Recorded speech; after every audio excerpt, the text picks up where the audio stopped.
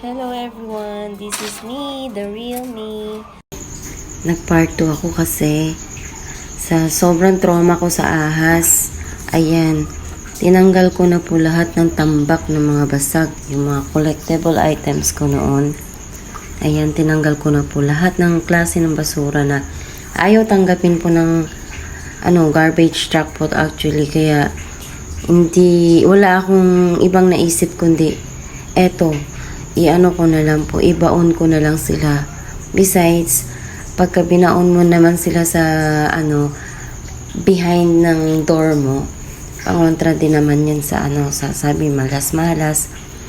While while cleaning up po ako, doon ko nakita yung nanay ng mga ahas. Diyos ko, ang laki-laki po talaga.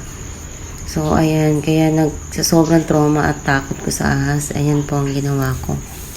Inano ko po siya.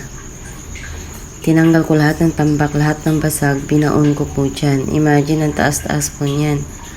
Naipantay ko doon sa ganun po kadami yung tambak niya kasi second hand po tong bahay na to. So, okay lang din po ang idea ko.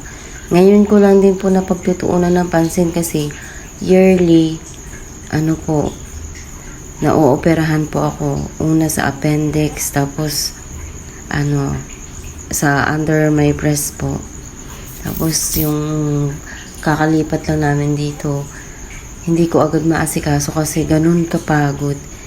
Kaya, eto, nung time na hindi na ako ganun kapagod, ang ginawa ko is, ayan nga po, inunti-unti ko yung paligid ko na, paisa-isa lang. Hindi ko rin kasi Yun yung sarili ko para linisin agad to lahat. Kung oo pa kasi, hindi ko po kakayanin. Kasi nga, wala po akong trabaho ngayon. Tapos na-operan nga po, ayun. Tsaka, syempre hindi naman po lahat ng apam, galante.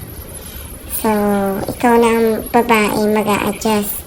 Ayan na lang yung contribution mo na asawa. Except lang pagka para sa mga anak. Kaya nga po, tinanggal ko na yung squash namin din yung kalabasa kasi nga for assurance na hindi na babalik yung malaking inahin ng mga snakelets ko.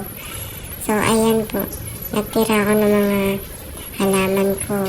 Nagtanim pa rin ako ng kahit konti kasi hindi ako pwedeng mawalan ng halaman sa paligid kasi nga pag kailangan mo ng gulay, nalulutuin, at least, diba? Malayo po kami sa market. So, ready